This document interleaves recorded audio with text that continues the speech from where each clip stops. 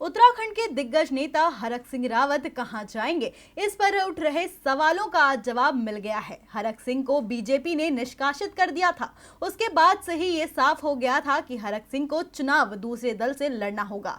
हरीश रावत कांग्रेस में उनके आने का विरोध कर रहे थे। आपकी निगाहें भी हरक सिंह पर थी, लेकिन हरक सिंह ने घर वापसी का रास्ता चुना। उत्तराखंड में पूर्व बीजेपी नेता हरक सिंह रावत कांग्रेस में शामिल हो गए।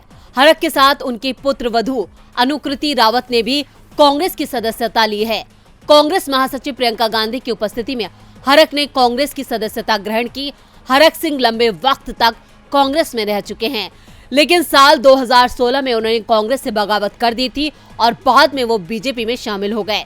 2017 का विधानसभा चुनाव उन्होंने बीजेपी की टिकट पर जीता।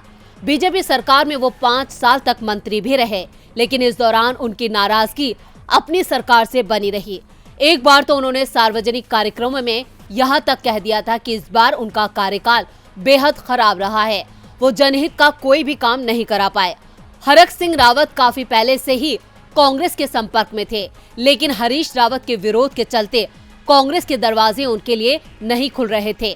हरीश रावत के अलावा कांग्रेस के कई बड़े नेता हरक का विरोध कर रहे थे, जिसकी वजह से 2017 के विधानसभा चुनावों में कांग्रेस को जो करारी पराजय मिली, उसके पीछे हरक सिंह रावत की बगावत को बड़ी वजह माना जाता है। 2016 में हरक सिंह रावत के नेतृत्व में जिस तरह से कांग्रेस पार्टी में बगावत हुई थी, उसका असर 2017 के विधानसभा चुनावों पर दिखा। लेकिन ये भी सही है कि हरक का कई सीटों पर प्रभाव है और इसे देखते हुए कांग्रेस में उनकी वापसी संभव हो पाई है। कांग्रेस में शामिल होने के बाद हरक ने कहा है, मैंने 20 साल तक कांग्रेस के लिए संघर्ष किया है। कांग्रेस में शामिल होने के लिए कोई शर्त नहीं रखी है, बिना शर्त शामिल हुआ। पार्टी टिकट नहीं भी देती है तब भी मैं पूरी ताकत से बीजेपी को हराने की कोशिश करूंगा। इस दौरान हरक सिंह ने कहा है कि उन्होंने कांग्रेस में शामिल होने के लिए कोई माफीनामा नहीं दिया है।